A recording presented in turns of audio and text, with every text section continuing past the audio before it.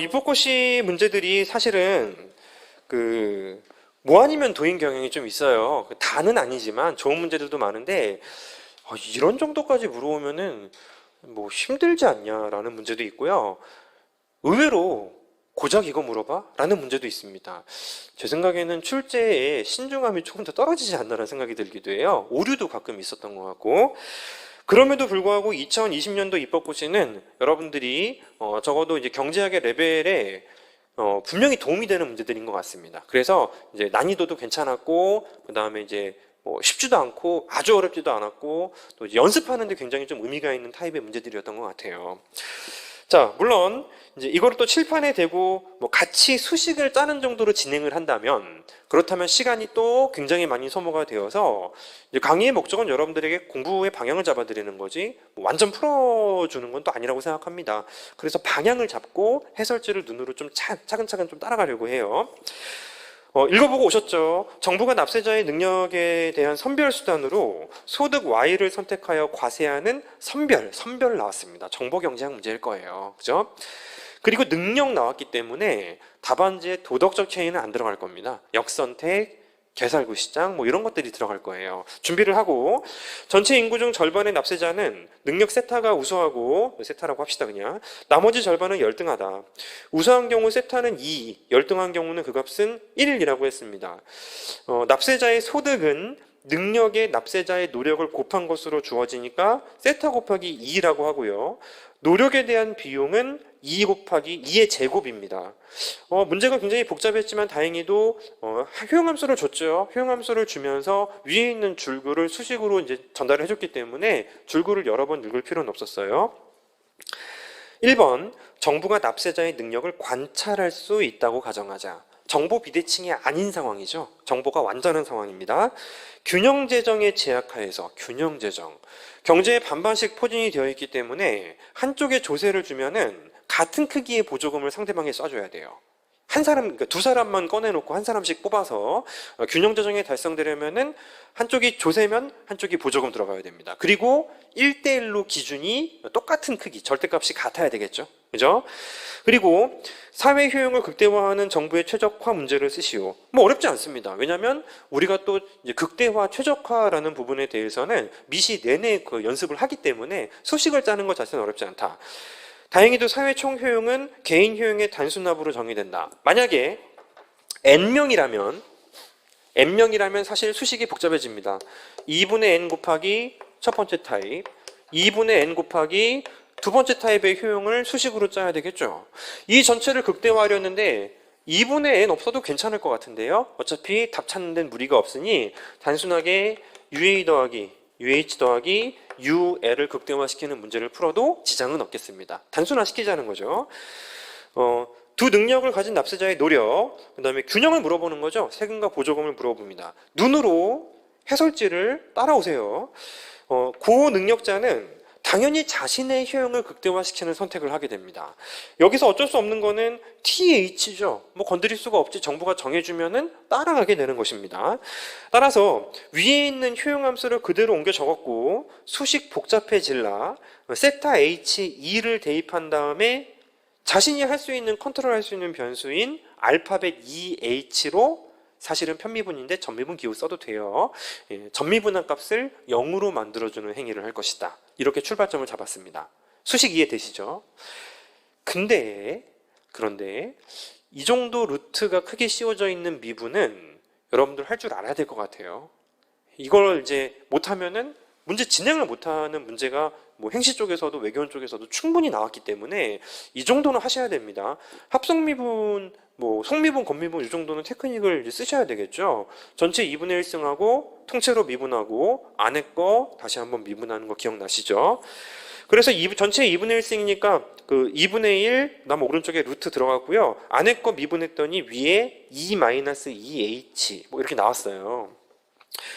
밑에 있는 거 볼 필요 없이 좀 쉽게 나왔습니다. 전체를 0으로 만들어 주려면 노력 수준은 1이 되어야 되겠죠. 분자값이 0이면 되니까요.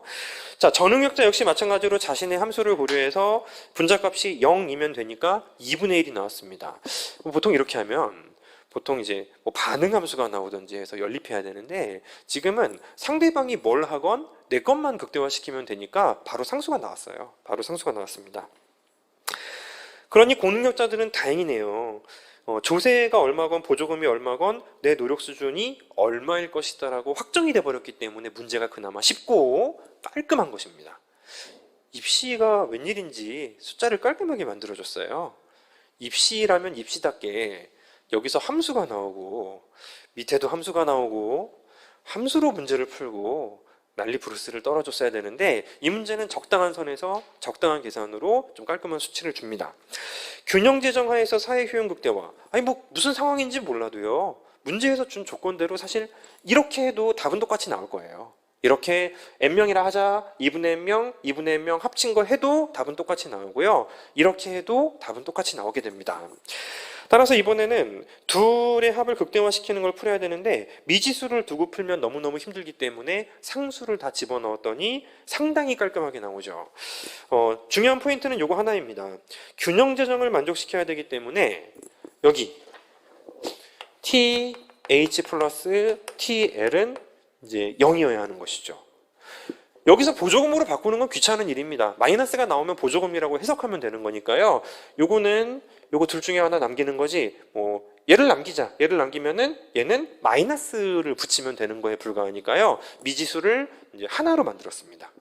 그러면 그에 대해서 미분할 값을 0으로 만들어주면 효용 극대화가 나오게 되는 거죠.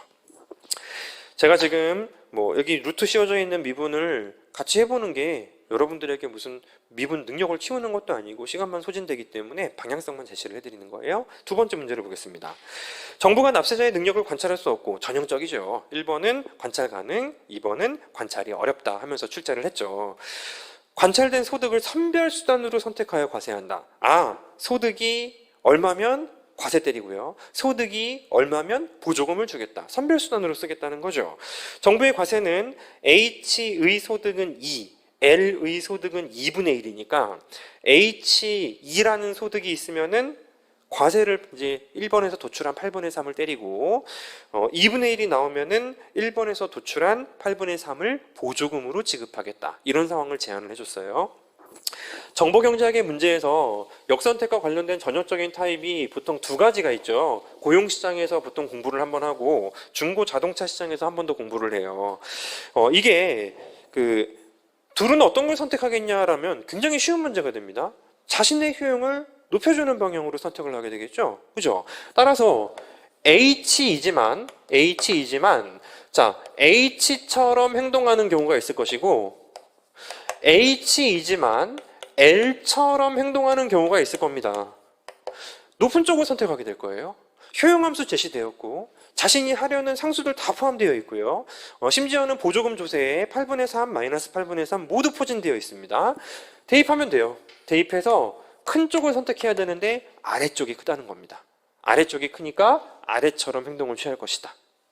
L의 경우 마찬가지로 자신의 효용함수를 쓸 건데 H처럼 행동하는 경우와 이제 L처럼 행동하는 경우를 따져봐야 되는데요. 이때는 재밌게도 이제 H처럼 행동하는 경우에는 음수가 나와버렸어요. 아예 루트 안에 음수가 들어가면 여러분들 기억나십니까? 기억하지 마시고 어쨌든 그건 진짜 낮은 거니까 그냥 L처럼 행동한다 하시면 됩니다. 문제가 생겼죠. 모두가 이 구조화에서는 L처럼 행동한다라는 문제가 생겼습니다. 자, 여기까지도 문제의 흐름이 좋아요. 세 번째, 두 능력의 납세자가 서로 다른 소득을 갖도록 하는 두 개의 유인 정합 조건. 유인 정합 조건은 이제 두 주체가 자신의 행동에 맞춰서 유인 일치 조건이라고 부르기도 하고요. H는 이쪽이 높도록 만들어주고 L은 이쪽이 높도록 만들어주는 게 바로 유인 일치, 유인 정합성 조건이 되는 것입니다. 전형적인 흐름에서 또 배우는 내용이죠. 그러면 이제는 이문에서는 8분의 3이라는 마이너스 8분의 3이라는 수치를 밀어 넣었지만 여기서는 미지수로 둡니다. 조건을 찾는 것이기 때문이죠. 다음 페이지 보시면요. H의 경우는 열심히 일했을 때 또 열심히 일을 하지 않는 행동을 취했을 때를 비교했을 때 전자가 크도록 구조를 짜줘야 돼요. 전자가 크도록 구조를 짜줘야 되는데 그럼 별로 어려운 것도 아니에요. 여기에 미지수 TH 내버려두고 미지수 TL을 미지수로 내버려둔 상태에서 어쨌든 양자는 절대값이 같아야 되잖아요. 절대값이 같다라는 전제 조건을 두면서도 위쪽이 크도록 구조를 짜주면 H처럼 행동을 하게 될 것이다. 수식 보시죠. 각 납세자의 유인 정합 조건. 두 번째 줄이요. 2. 이게 자신의 소득이죠. 마이너스 TH. 맞죠? 마이너스 1. 그리고 오른쪽에는 2분의 1을 드러나도록 행위를 하는 거죠. 자신의 에너지는 2인데 자신이 4분의 1만큼만 일을 하겠다라는 거잖아요. 그러니까 마이너스 이제 TL 마이너스 16분의 1 하고 루트를 벗긴 다음에 바로 정돈을 하니 둘 사이의 격차가 이제 있어야 된다는 얘기입니다. 둘 사이의 격차가 16분의 9라는 격차가 생겨야지만 위쪽이 크다라는 조건이 하나 도출이 된 거예요. L의 경우는 사실은 당연히 성립됩니다. 위쪽에서 뭐 TH가 뭐가 되었건 아래쪽이 무조건 큰 조건이 무조건 달성이 된다고요. 따라서 TH가 이제 0보다 커야 된다. 따라서 이 조건은 당연히 성립된다. 그러니까 H가 문제네. H가 문제면은 설문 2와 똑같은 수식을 짜면서 이번에는 미분이라는 걸 못 써요. 미분을 하면은 8분의 3이 또 도출될 뿐이고 이번에는 둘 사이의 거리 얼마 미만이어야 한다라는 거리가 최소한 이 정도는 돼야 된다라는 거리가 일단은 나타나게 되었습니다. 자, 설문일에서 도출한 TH는 8분의 3이었으나 이는 제약 범위 내에 들어있지 않습니다. 그런데 제약 범위가 16분의 9라고 했기 때문에 따라서 절대값 기준으로 이제 곱하기 2분의 1씩 멀어져 있으면 되는 거예요. 그죠? 2분의 1씩 멀어져 있으면은 32분의 9 마이너스 32분의 9 보여.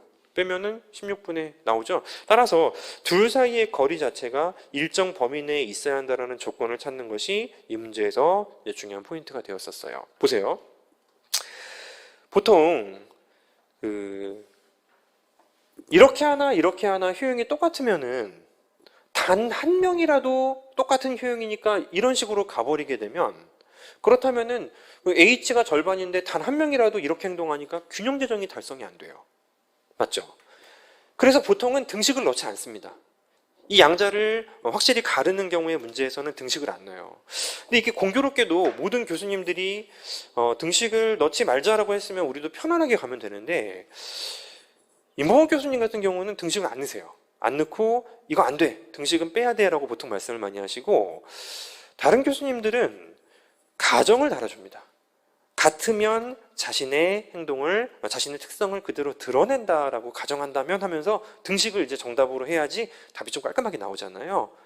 그래서 사실 어느 쪽을 따라간다라는 게 실제로는 정답으로 가고 한쪽은 오답인 것은 아니에요.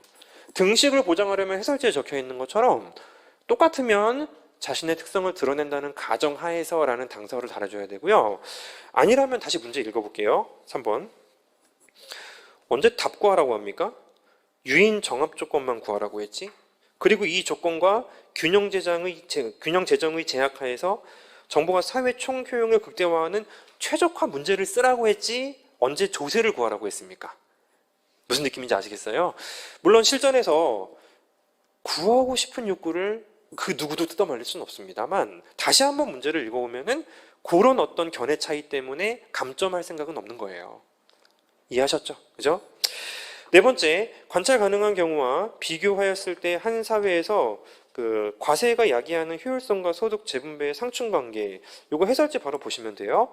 설문 1에서는 완전 정보화에서 사회효생이 무조건 대입해보면 무조건 커요. 요 수식 어디 갔지?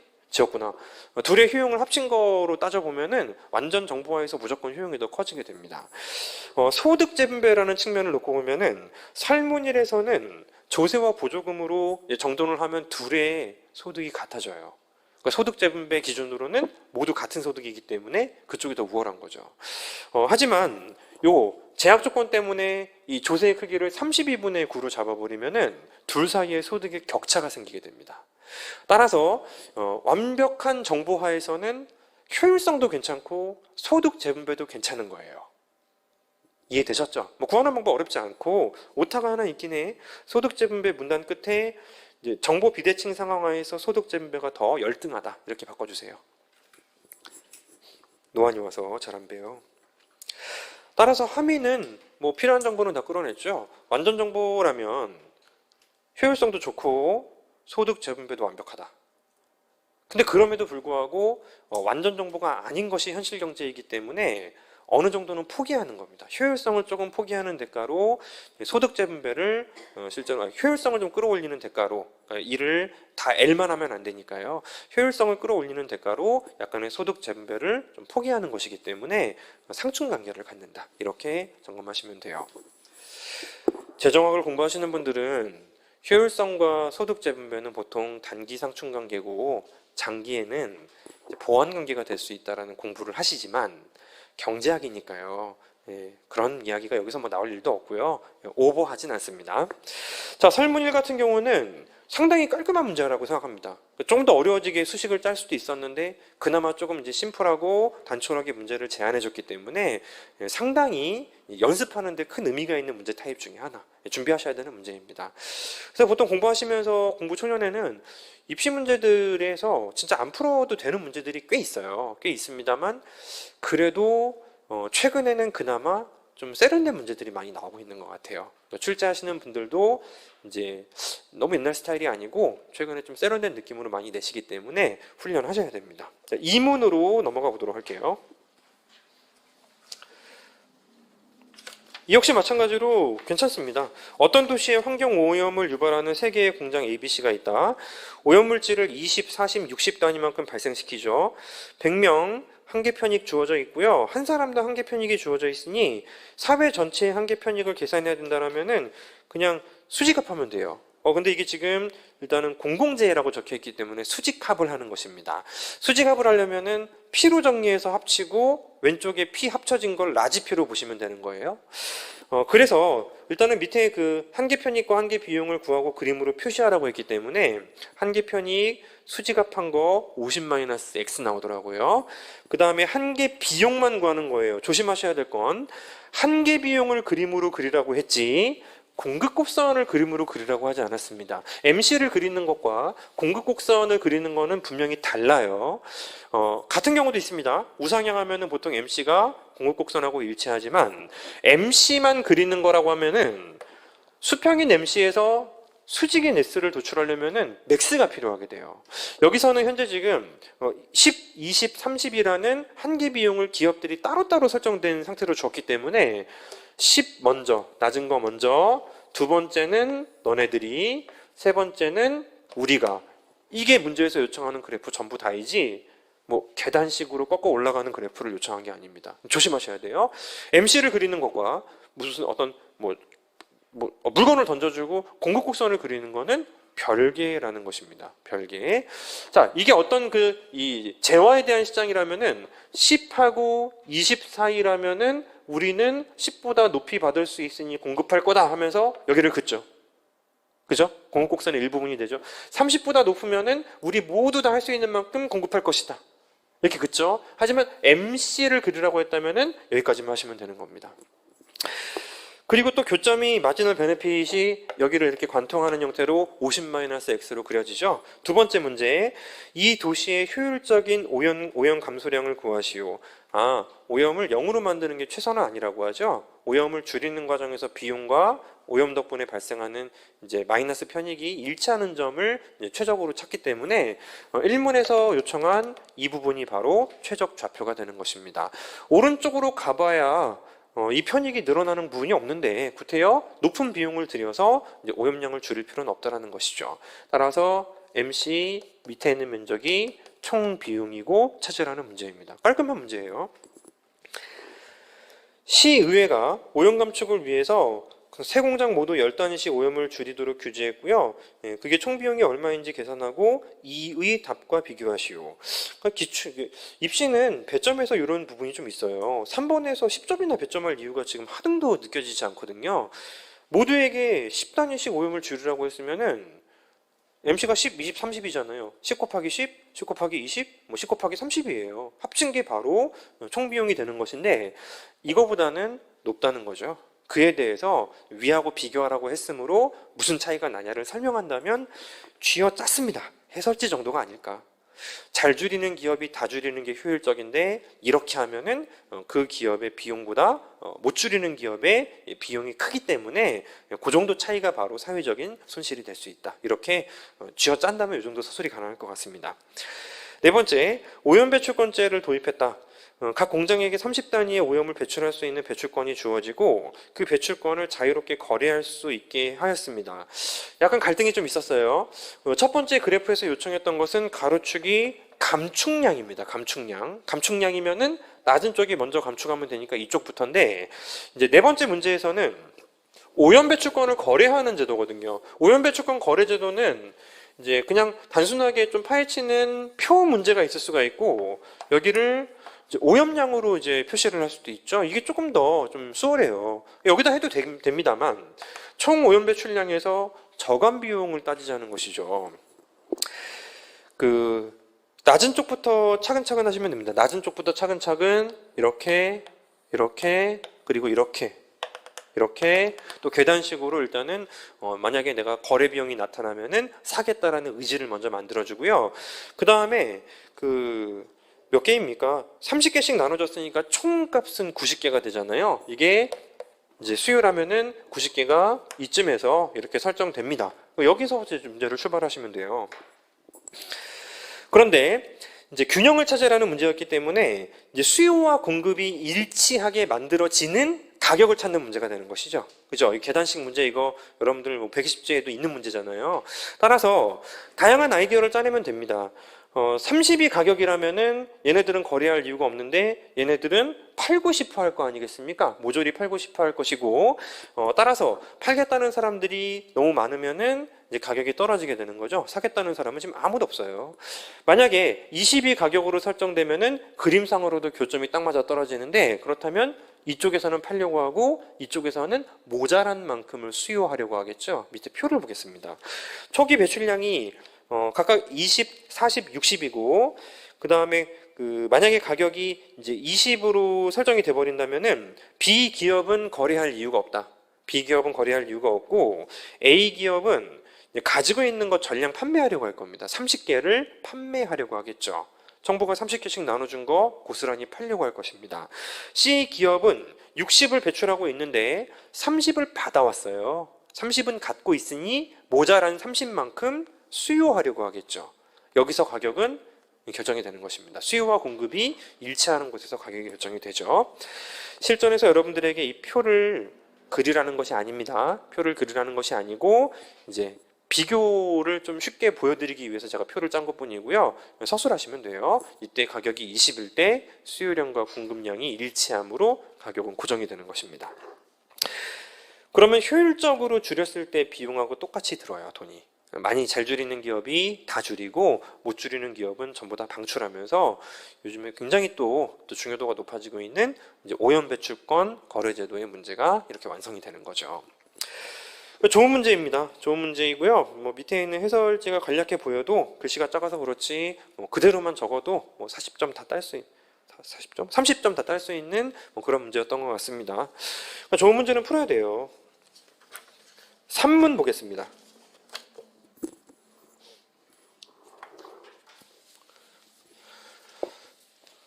기본적인 문제죠. ISLM BP 가지고 푸는 아주 기본적인 문제입니다. 보시는 것처럼 소규모 개방경제 했고요. 변동환율제를 채택하는 게 기본 베이스예요. 변동환율제 채택하는 게 기본 베이스고, 예상치 못한 부정적인 총수요 충격이 발생했습니다. AD 곡선이 좌측으로 이동했다라는 것인데요. 이건 위에 있는 ISLM의 교점이 BP까지 왼쪽으로 가 있다라는 것을 의미하게 되겠죠. 이와 함께 해외 투자, 이와 함께 하나만 준 게 아닙니다. 충격을 하나만 준 게 아니고 사례를 하나 더 준 거예요. 해외 투자자들은 A국에 대한 투자 위험이 높아졌다고 생각해서 자산을 매각하고 구매를 꺼리는 상황이 발생하고 있습니다. 자, 결과는 문제를 풀 때 출발점이 되지 못합니다. 자산을 매각했다라는 사실, 구매를 꺼린다라는 사실은 문제풀이의 출발점이 되지 못하고요. 이거는 그 결과 발생한 사건에 불과합니다. 어떤 사건이 생겼는지, 즉 어떤 현상의 원인을 찾아서 걔네들만 반영하는 것이 기본적인 문제풀이의 지향점이 돼야 됩니다. 중요한 이야기예요. 문제에서 막 이런 사건 때문에 이렇게 되었다. 그 이렇게 되었다를 반영하면 무조건 틀려요. 이렇게 되었다라는 것을 보이라는 것이지 이렇게 되었다라는 걸 여러분들에게 반영하라는 것이 아닙니다. 따라서 사례 문제에서 원인과 결과가 있으면 그 원인과 결과를 구별하는 것이 너무너무 중요하고, 원인만 갖다가 두 번째 스텝, 충격을 이제 곡선 하나 움직일 때 쓰는 거 있죠. 두 번째 스텝에 넣는 것이 이제 좋은 정확한 답안을 적을 때 굉장히 중요한 테크닉입니다. 단기적으로 물가 수준이 고정되어 있다. ISLM BP만 쓰면 될 것 같아요. A국의 국민소득 환율 이자율 무역 수지가 어떻게 변화할지 논하고, 두 번째는 만약 환율 변화를 상쇄시키는 통화 정책을 운용한다. 이거 뭡니까? 환율 바뀌면 못 바뀌게 하는 걸 고정환율 제도라고 하죠. 문제 기본 베이스는 변동환율 제도인 국가였습니다. 그런데 변동임에도 불구하고 고정환율 정책인 것처럼 태화 정책을 펼친다면 어떻게 될 것이냐. 따라서 1번 문제는 사건을 줬고요. 모형 설정한 다음에 충격이 가해지는 것까지는 똑같은데, 그 다음에 풀 때는 이제 마지막에 정리할 때 변동 하나 가정하고요. 고정 하나 가정해서 풀면 되는 문제입니다. 자, 모형의 설정인데요. 그 ISLM BP를 줬고, 그 다음에 그 2번 문제를 힐끔 봤더니 이제 AD, AS까지 넘어가서 복잡해질 수 있는 문제예요. 그러니 편의상 문제에 적혀 있진 않지만 완벽한 자본의 이동성을 가정을 했습니다. 그러니까 사실 이게 판단하기가 좀 쉽진 않아요. 완만하게 좀 가파르게 해도 BP를 수평으로 안 놔도 이 문제 끝날 때까지는 큰 무리 없겠다 하면 사실 이제 우리나라 뭐 A국 모두 살짝 완만한 게 맞아요. 근데 이 문제처럼 복잡하다, 뭐 할 일이 많다 싶으면은 사실 수평으로 놓는 것이 훨씬 더 좀 편안합니다.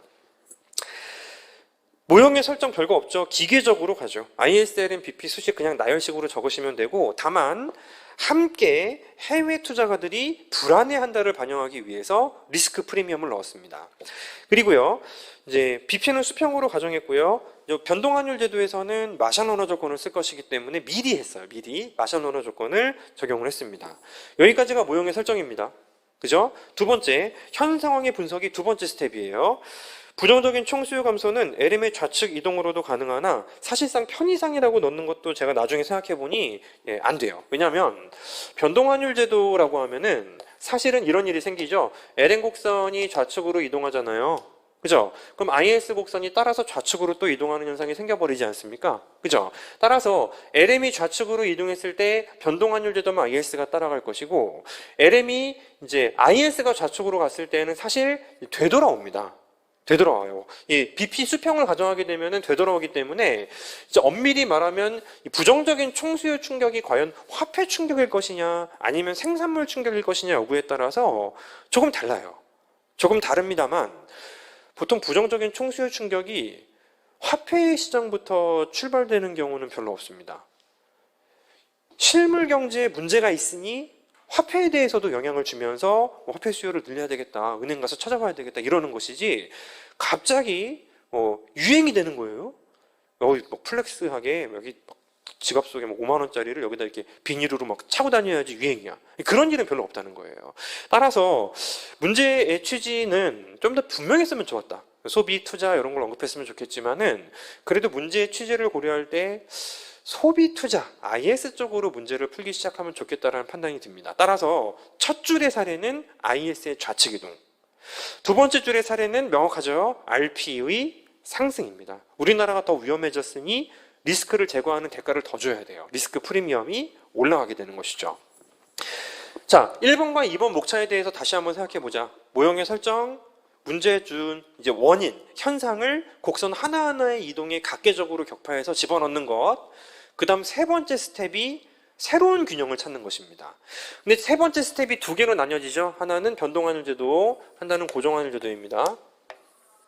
IS, LM, BP. IS 곡선이 좌측으로 이동하는 현상이 생겼죠. 동시에 BP 곡선은 상방으로 올라가는 충격이 동시에 생겼죠. 그죠?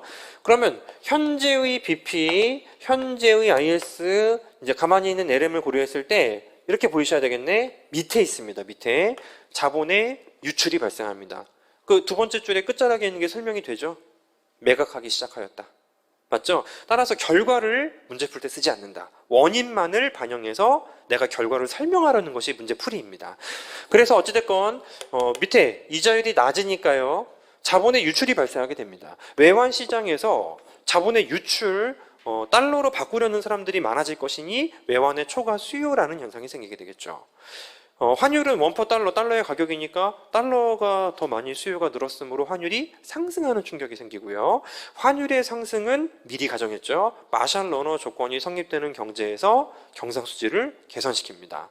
원래 BP하고 IS하고 둘 다 우측으로 가야 되는데 BP가 수평일 때에는 가만히 우측으로 가봐야 제자리, IS만 오른쪽으로 이동해서 여기까지 갑니다. 이해했죠? 여기까지 이동하면서 경제가 Y가 어느 정도는 다시 오른쪽으로 올라가는 충격이 생기는데요.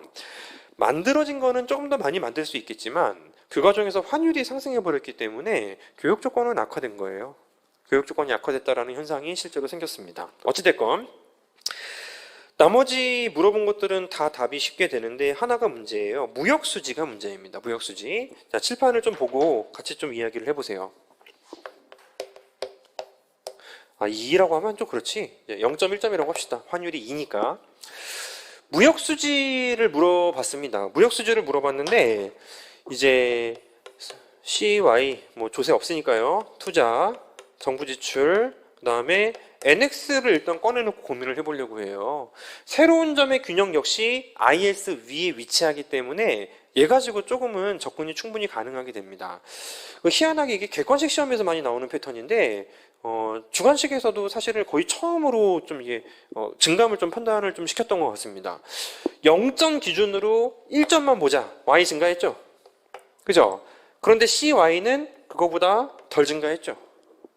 정부 지출로 바뀌는 일은 별로 없지 않았습니까? 이 모형의 출발점 자체가 사실은 소비 감소였고 그리고 투자 역시 마찬가지로 감소한다라고 가정을 깔았는데 이자율이 제로보다 1점에서 높죠. 그러면 얘는 줄어있는 상태가 되어야 되겠죠. 그리고 소비가 줄어서 얘는 어떻게 될지 모르겠습니다만 뭐 뛰어넘기야 하겠습니까? 애매하죠. 따라서 전체적으로 봤을 때 등식이 보장되려면은 왼쪽이 충격이 크고요. 오른쪽이 이제 올라가야지만 등식이 보장될 것이기 때문에 이게 상승하지 않았는가라고 우리가 추정을 할 수가 있습니다. 그래놓고 해석하는 거예요. 0점에서 1점으로 가면 Y가 많아서 실제로 수입 쪽에서 늘어나는 건 경상수지를 악화시켜요. 하지만 돌아갔다 오면서 환율이 많이 올랐단 말이에요. 환율이 오르는 과정에서 경상수지가 개선된 힘이 큰 것 같다라고 판단을 내리셔야 돼요. 두 번째 문단, 무역수지의 경우 보이시죠? 무역수지의 경우 이 제로점 기준으로 환율 상승으로 개선된 것 같고 Y 증가로 악화되는 효과가 동시에 발생했지만 Y가 증가하였는데 초기의 충격이 소비 투자의 감소로 가정된 거고요.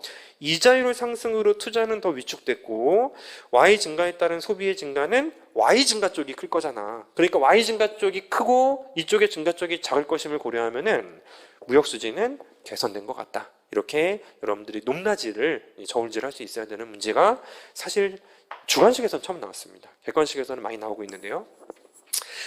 자, 두 번째 고정환율 제도라고 하면요. 그냥 여기다 할게요. 이 해설은 잘 되어 있으니까 0점에서 일단 여기로 가죠. 그죠? 그러면 자본의 유출 발생합니다. 외환의 초과 수요 생겨요. 하지만 고정환율 제도라면은 퇴화 정책을 펼치게 됩니다. 외환의 초과 수요를 억제하기 위해서는 환율이 떨어지는 방향으로 정책을 펼쳐야 되는데 환율이 떨어지는 방향이 되기 위해서는 외환의 공급을 어떻게 해줘야 돼요? 늘려줘야 되겠죠. 그죠? 따라서 외환 공급이 늘어나는 이제 외환을 매각하는 행위를 하게 될 것이고 그 과정에서 중앙은행으로 이제 우리나라 원화가 흡수되는 상황이 발생할 겁니다. 따라서 LM이 좌측으로 이동해서 어디로 가냐면요. 여기로 가겠네요. 그죠? 여기로 갈 겁니다. 나머지 부분 Y, 뭐 기타 등등 충분히 판단 내릴 수 있고 이번에는 Y가 감소한 충격이 또 명쾌하기 때문에 무역수지는 환율 불변인데 Y가 줄었으니까 개선되었다라고 말할 수 있습니다. 여기서 의문점이 좀 있을 수 있어요. 어차피 원래 BP 위에 있었고 여기도 BP 위에 있는데 BP라는 것은 자본수지가 0일 때 수평일 때는 0, 경상수지도 0인 거 아니야? 이렇게 생각할 수가 있는데요. 아마도 지속이 되면 그럴 가능성이 있겠지만은 기본적으로 단기 모형이기도 하고요. 한편으로는 자본수지가 뭐 사실상 뭐 항상 밸런스에 가깝기 때문에 경상수지가 틀어져 있어도 항상 0이 된다라고 보통 해석이 돼요. 따라서 보통은 이제 0점에서 경상수지도 0, 자본수도 0 이게 일반적으로 맞지만 움직이는 충격을 고려했을 때 여기로 갔으니까 다시 0이다. 그러니까 무역수지는 원상태로 돌아왔다고 해석하진 않습니다. 아시겠죠? 단기에서는. 2번 물가 수준이 완전히 신축적인 고전학파 경제라면은 고전학파가 나왔어요. 고전학파. 오랜만에 듣는 이야기죠. 보통 거시경제학 처음 공부할 때 해요. 케인즈에서 GDP 계산하고 싶어? 케인즈의 다이아그램만 있으면 돼. 그쵸? 왜? LM이 수평이니까. IS가 움직이면 거기가 GDP죠. 그럼 물가는 고려 안 합니까? 괜찮아. AS도 수평이니까 AD가 왔다 갔다 하면은 결국 케인즈의 다이아그램에서 Y가 경제의 GDP이다. 고전학파의 경제는 그 노동시장하고 생산물 시장만 있으면 돼. 그럼 저기 총수요는요? AS가 수직이기 때문에 AD가 어디서 날뛰건 세이의 법칙에 따라서 이제 공급이 수요를 창출할 것이고, 그리고 물가가 막 신축적으로 작동되니까 우리가 이제 아무리 총수요가 움직여도 즉시의 물가로 다 이제 반영이 될 것이다. 고전학파를 전제하라고 합니다. 그러면 사실 오른쪽 그래프를 그리면서 좀 고민을 했는데 LRAS라고 하면은 애매해. 사실 그냥 AS라고 하면 돼요. 왜냐면 고전학파의 경제는 뭐 장기가 됐건 단기가 됐건 AS 곡선은 그냥 수직이기 때문입니다. 일단 넣었어요. 넣고 나서 내버려 두자. 뭐 어차피 뭐 장기에서 단기가 장기다라고 해석하면 되니까 뭐 내버려 뒀는데요. AS라고 넣어도 됩니다. 그러면 첫 번째 문제에서는 고정환율 제도를 물어봤지만 두 번째 문제에서는 다시 본문에 걸리게 만들어서 변동환율 제도만을 가정하고 풀면 될 것 같습니다. 무슨 말인지 알겠죠? 1문은 본문과 달리 고정일 때에도 풀어라라고 했지만 두 번째 문제는 고정환율 제도에 흔적이 남아있질 않아요. 본문과 2번만 보자는 거죠. 본문 변동, 2번 변동. 따라서 여기서 풀면 될 것 같습니다. 보시죠.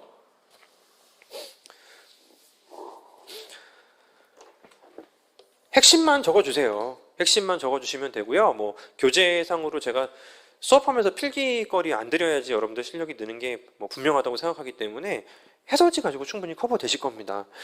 0점을 기준으로 처음부터 AS 곡선이 수직이었어. 뭐랑 비교하라고 했냐면 이 초기점하고 비교하는 게 아니었어요. 여기 1점으로 이동했으면 그 1점이 뭘까요?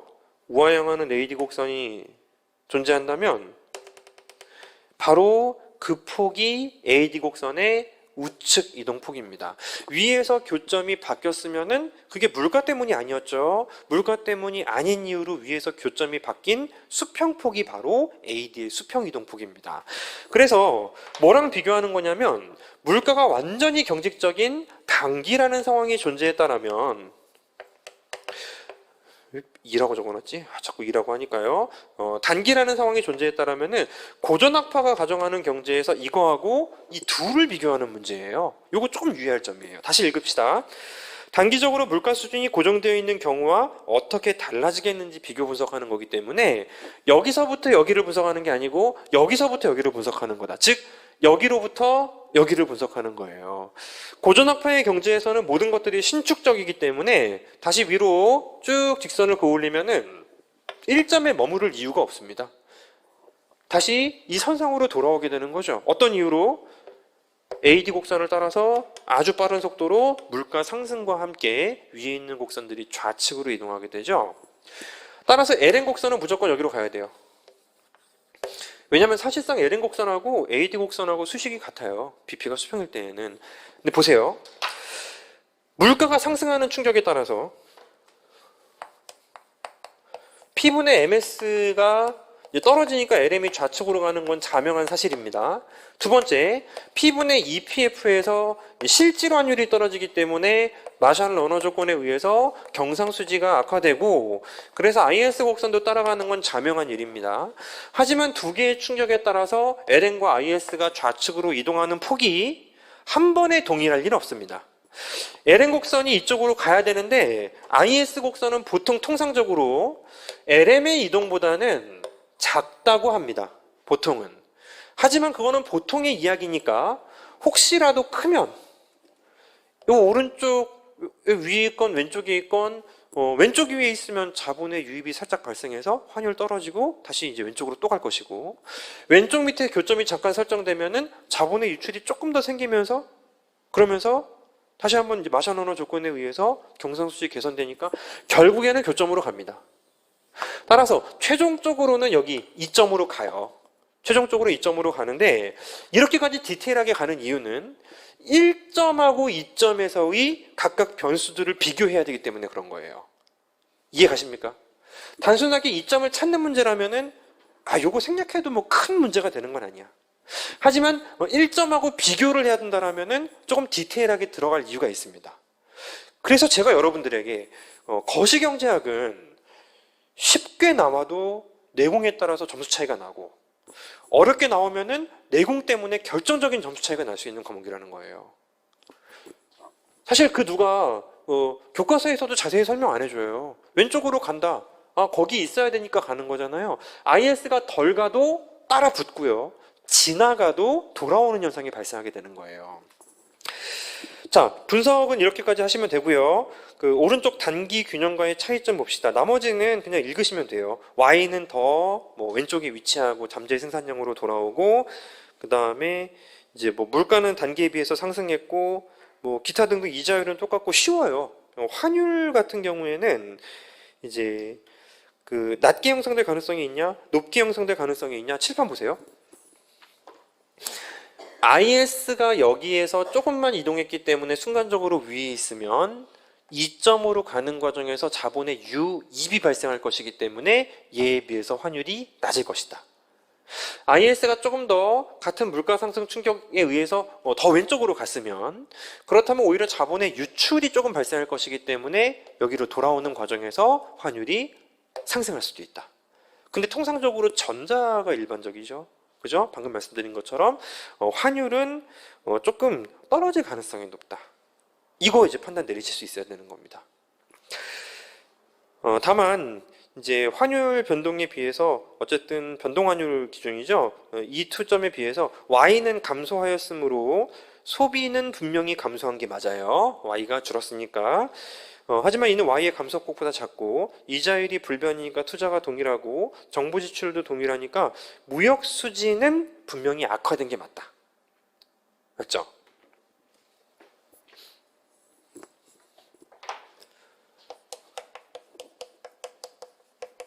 다시 적어. 자, 여기에 비해서 여기는 Y가 작잖아요. 작죠? 근데 얘는 작아지는 건 맞지만 그 폭이 왼쪽보다는 덜 하다라는 것입니다. 투자 불변, 움직일 이유가 없어요. 정부 지출 불변, 경상수지 악화되지 않으면 말이 안 돼요. 그죠? 이렇게 높낮이를 가지고 우리가 또 판단을 해야 되는 그 부분이 두 번째 분석령에서도 무역수지 쪽에서 등장을 하게 되었습니다.